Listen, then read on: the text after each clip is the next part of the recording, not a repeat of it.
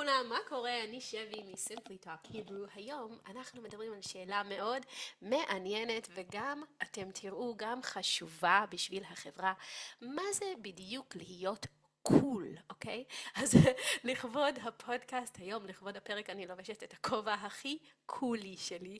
אוקיי, אז בעברית אנחנו אומרים מגניב, אולי אתם שמעתם את המילה מגניב, אוקיי?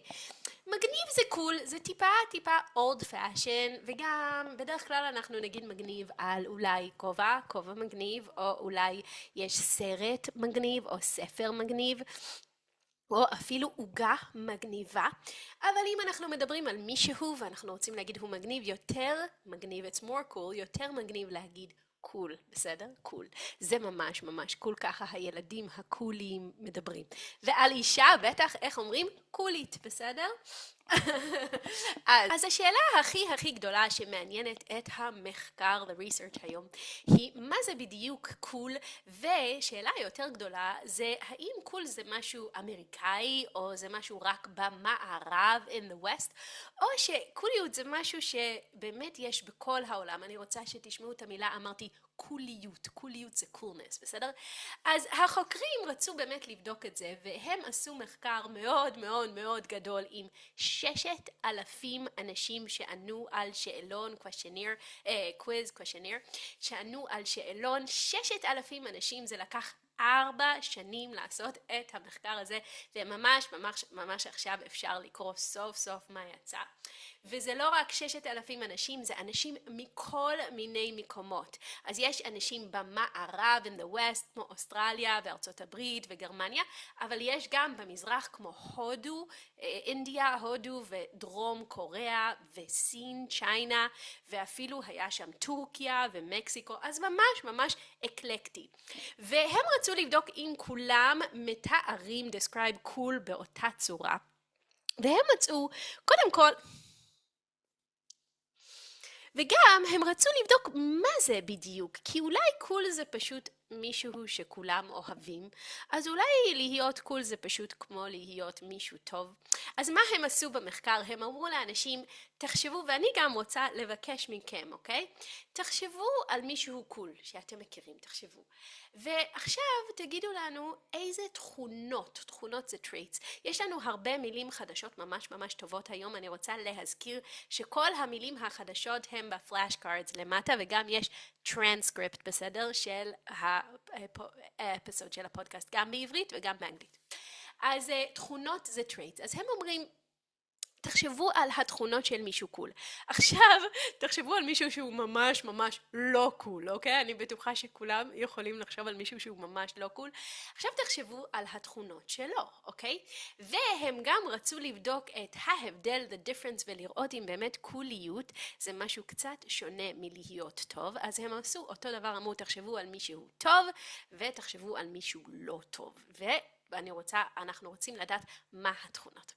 אז קודם כל, הדבר הכי מעניין שהם מצאו זה שבכל המקומות כולם דיברו על מה זה קוליות, כולם אמרו את אותם דברים, כולם אמרו אותו דבר. וזה מאוד מעניין. למה זה כל כך חשוב?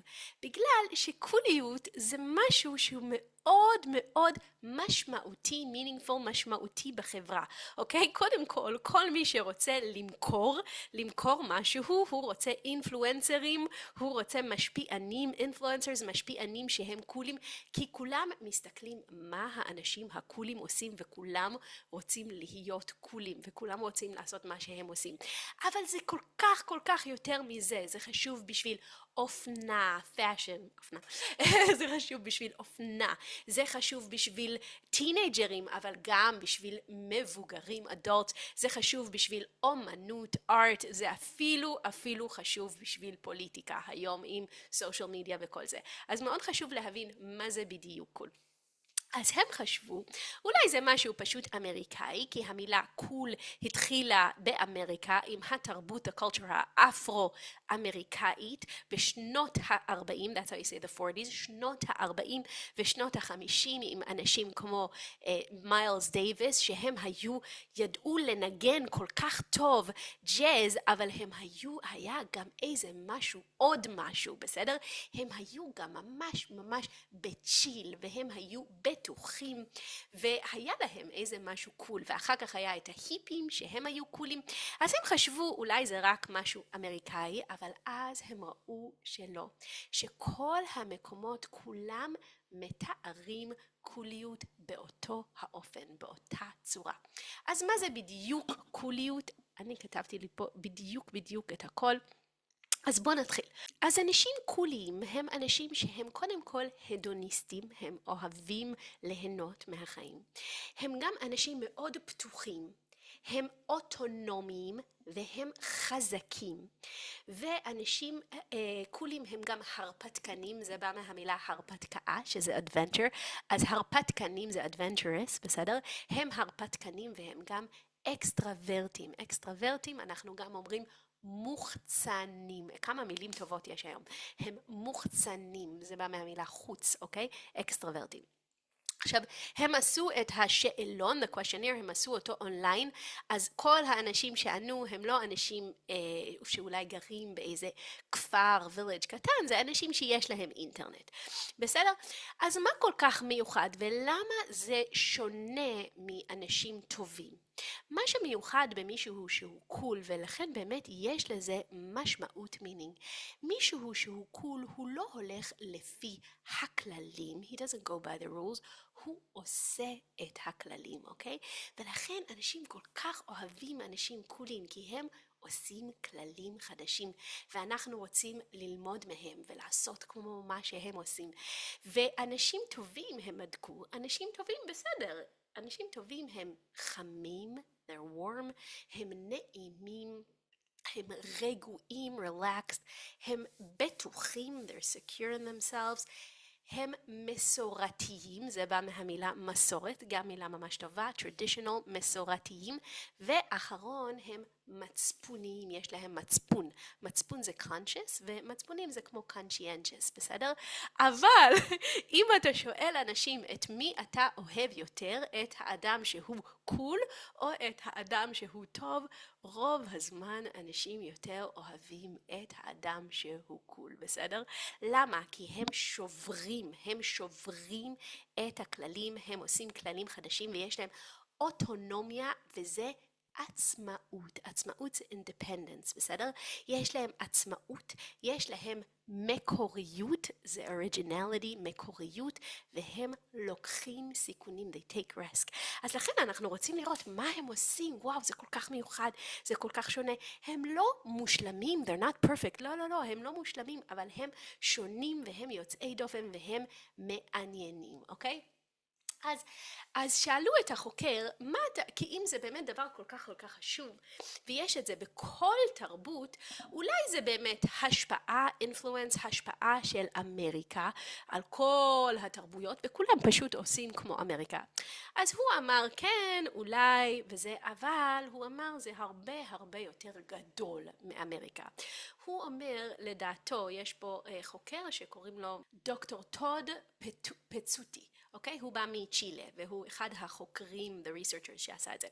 אז הוא אומר שלדעתו זה משהו אוניברסלי, שאנחנו צריכים את זה בחברה. זה חלק חשוב מחברה, שבכל תרבות, every culture, יש אנשים שהם בולטים, they're bold, שהם דוחפים את הגבולות, they push the limits, והם עושים את הטרנדים, אוקיי? ובכל מקום אנשים אוהבים את האנשים האלה, ורוצים להיות כמותם, ואולי אפילו מעריצים, maybe they even admire or fans of these people.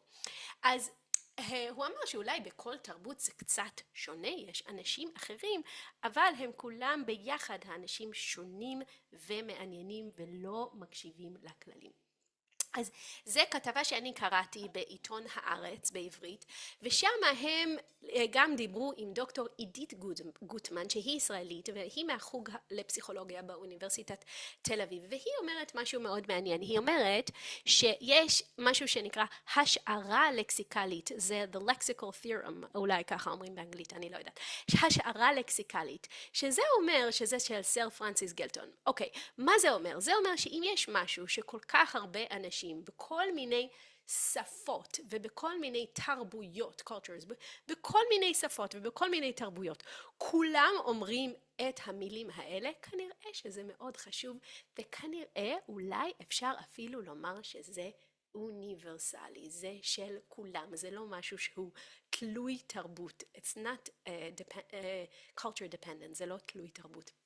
אז אולי אתם מכירים, יש משהו שזה the big five, זה בפסיכולוגיה, זה מאוד מאוד ידוע, וזה 5 תכונות, traits, 5 תכונות הכי חשובות שכל מקום בעולם כולם מדברים על אנשים. וזה, יש conscientiousness, מצפוניות, יש פתיחות, סגירות, יש שם 5, לא משנה, אבל הם באמת מאמינים, החוקרים, the researchers, הם אומרים שיש כנראה איזה משהו שכל האנשים, זאת טענה, this is a claim, זאת טענה ממש גדולה לומר, אבל הם פשוט אומרים שכל האנשים יש להם את התכונות, these traits, או שהם פתוחים או שהם סגורים, או שהם conscientious או שהם לא, אז כאילו זה משהו שאפשר לדבר על כל בן אדם ובן אדם. היא אומרת, בגלל שהיא ישראלית, היא אומרת, הנה אני אתן לכם דוגמה לתכונה, תכונה זה trait, אני אתן לכם דוגמה, I'll give you an example, אני אתן לכם דוגמה לתכונה שלנו יש, אבל לא אין בכל העולם. מה זה הדוגמה? המילה חוצפה. המילה חוצפה היא מילה כל כך מעניינת, כי היא באה מהתנ"ך, אולי אתם לא יודעים, היא באה מארמית מספר דניאל, ואחר כך יש אותה בתלמוד, ואחר כך זה בא ליידיש, ומיידיש גם לאנגלית וגם לעברית, בסדר? חוצפה באנגלית, בסדר? אז חוצפה זה מישהו שהוא בכוונה, on purpose, הוא לא עושה את מה שכולם רוצים שהוא יעשה, בסדר? הוא עושה כנגד, against, כנגד החוקים, כנגד הכללים, כנגד ה-authorities, האוטוריטות, בסדר? אז זה חוצפה, ובשבילנו בעברית זו מילה מאוד חשובה, זה חלק מאוד גדול מהתרבות, the culture מהתרבות בישראל, וכנראה תרבות של יהודים כל השנים. אבל זה לא מילה שיש אותה בכל שפה, לא בכל שפה יש את המילה חוצפה, כנראה ברוב השפות אין, ואפילו באנגלית לקחו את זה מיידיש בגלל שאין את המילה. אבל לדוגמה, השפה כמו המילה כמו extrovert, מוחצנות, יש בכל השפות, in all languages שבדקו, אז כנראה שזה משהו באמת משהו אנושי, זה לא רק תרבות, it's not just culture, זה ממש משהו בסיסי באנושות, זה מאוד מעניין. אז השאלה באמת, מה, אז גם קוליות זה גם משהו פשוט, אתה נולד עם זה, you're born with it, זה פשוט אנושי. אז היא אומרת, דוקטור גוטמן אומרת משהו מאוד מעניין, היא אומרת הביג פייב זה ממש אפשר לדבר על traits, על תכונות, אבל קוליות בתכלס זה באמת, זה קומבינציה, בסדר? מה היא חושבת? היא אומרת שזה קומבינציה, זה קומבינציה של extrovert, של מוחצנות, של פתיחות, ושל נעימות נמוכה, agreeability, נעימות נמוכה. למה? כי מישהו הוא קול, הוא לא פליזר, בסדר? הוא לא קונפורמי, הוא לא הולך עם מה שאנשים אחרים. אנשים קולים הם מאוד פופולריים, אבל הם גם לוקחים סיכונים, בסדר? כמו ללבוש כובע, סתם. אז יש לזה מחיר, בסדר? אבל הם גם אנשים עם יציבות, stability, יציבות מאוד גבוהה, והם בדרך כלל לא כל כך עצובים ולא מרגישים כל כך אשמה, guilt זה לא ב-DNA שלהם, והיא אומרת משהו מאוד מעניין, היא אומרת יש קצת אפילו קשר, relationship בין קוליות פסיכופתיות, בסדר? שאני חשבתי שזה מאוד מעניין. שמה שאני חשבתי, עם המחשבות שלי, קודם כל, איפה חוש הומור? חוש הומור, sense of humor. זה מאוד חשוב, אני חושבת שזה ממש בסיסי. כל בן אדם קול, אני חושבת, צריך שיהיה לו חוש הומור. אם אין לך חוש הומור, אתה לא קול. זה מה שאני חושבת. אני גם חושבת שזה באמת הרבה הרבה ביטחון עצמי, self-confidence, ואני חושבת גם יש קטע קצת אולי של fake it till you make it, אני לא יודעת, אולי אם אתה חושב, מה בן אדם קול היה עושה, would have done, ואז אתה עושה את זה, אתה תהיה קול. אולי לא, אני לא בטוחה. בקיצור, אני ממש ממש סקרנית לדעת מה אתם חושבים, ואיך אתם הייתם מגדירים אנשים קולים. אני גם רוצה להגיד תודה רבה רבה רבה לכל האנשים שתמכו בפרויקט הזה, ממש תודה. אני שמה את השמות של כולם פה, יש פה גם חברים, ככה אומרים members לממברשיפ, חברים חדשים של הפודקאסט, וגם יש אנשים שתמכו. תודה, תודה, תודה. ותמשיכו להיות קולים כולם, אנחנו נתראה בפרק הבא. ביי ביי כולם.